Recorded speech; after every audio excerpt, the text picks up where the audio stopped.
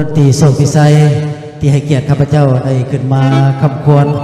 และสองผลเพลงมอบให้อาจารย์เจ้าของเรา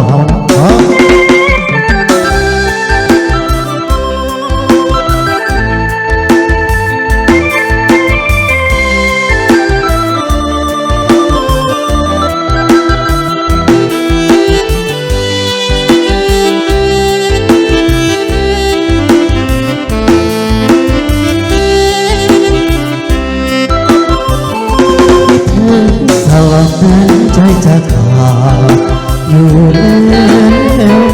ด้วยรักน้องแก้วที่งามโสภาลาวัน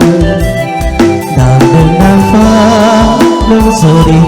เหมือนว่าฟ้าอินนั้นลงมาฟันให้อายนอนฝันถึงน้องหัวใจอายดีแม้มีทางออกได้จะขอโทษไว้ให้ดวนน้องนางก็พอจะอยู่ขอบฟ้าที่แดนใดถึงจะแสนไกลอายก็จะต้องกลับมาหาน้องจากวันสายน้ำของไหลดังเปียกไปทั่วเมืองใดน้ำใจไอ้ไหลมานั้นโอ้พี่น้องจะจงสงสาร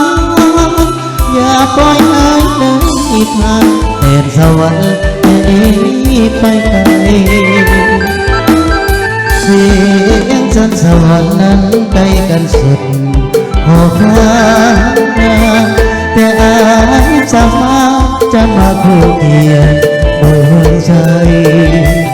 ต่อให้ดินน้ำมากีดกันเหี่ยวผ่าฟ้าสันกันเอาไว้พักยอมข้ามได้เสมออาจจะเป็นทันเดียว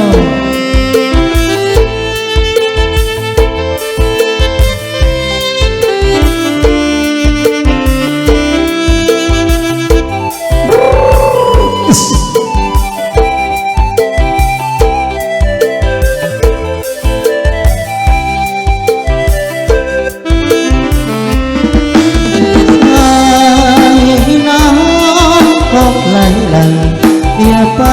ก็เหมือนเดิมน้ำใจไอ้ไหลมานั่ง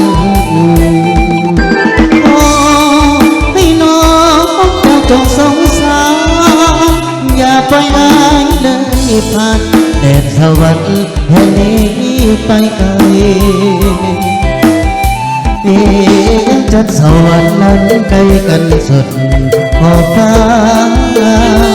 แต่อาจจะมาคู่เคียงดวงใจต่อให้เดินน้ำมากีดกันเหี่ยวป่าฟ้าแสนกันเอาไว้หักยอมข้ามได้เสมออาจจะเป็นทัดเดียวอาพ่อไผ่สองคนนั้นเพลงกันแล้วกันเนาะ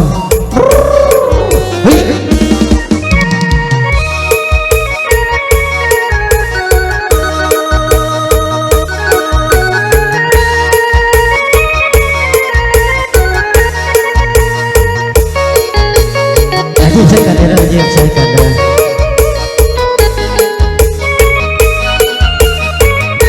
ถ้าบอกข้างในเพิ่นก็ธรรมดานะอย่าแล้วฟังเสียงเพลงไอ้ห้องสั่นกอดจากโน้นนางไอ้ยังได้ให้สัญญาว่าจะหักนางหักเดียวตลอดชีวาผู้ใดลืมลาถ้านั้นช่วยลงโทษให้อย่า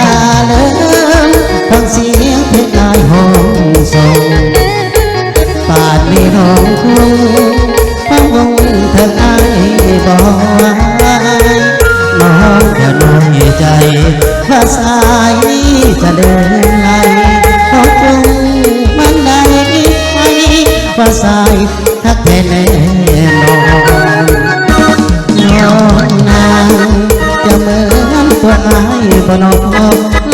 ไม่คู่บ่หอกันนอดอายไปก่อนน้องอย่าลืมสัญญาเลยนะงามงอนที่มาเป็นผู้เคียงมอนหวังบังงอนตลอดชีวาอย่าลืมฟังเสียงเพียงอายเสียงก่อนจะเข้านอนห้องวนนิโคนนิพรามน้องอย่าได้นอนฟังที่เธอมาเกี่ยวตาโอ้อย่าเดินมาสัญญาส่งเขาเดินมาเอาเกี่ยว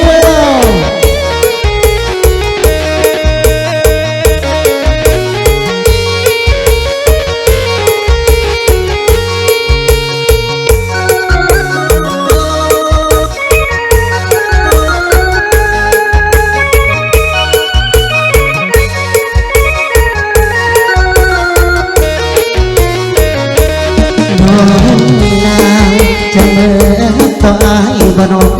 แล้วไม่คู่บ่หอจะอายไปก่อนน้องอย่าได้เลวสัญญาเลยนะงามงอน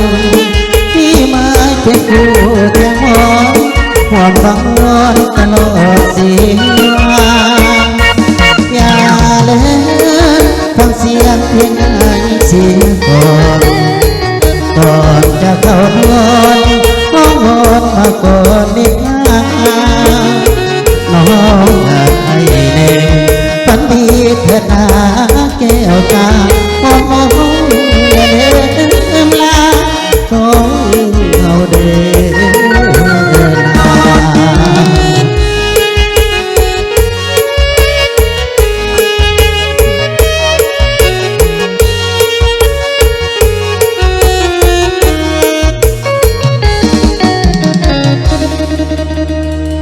โชว์มือพอดี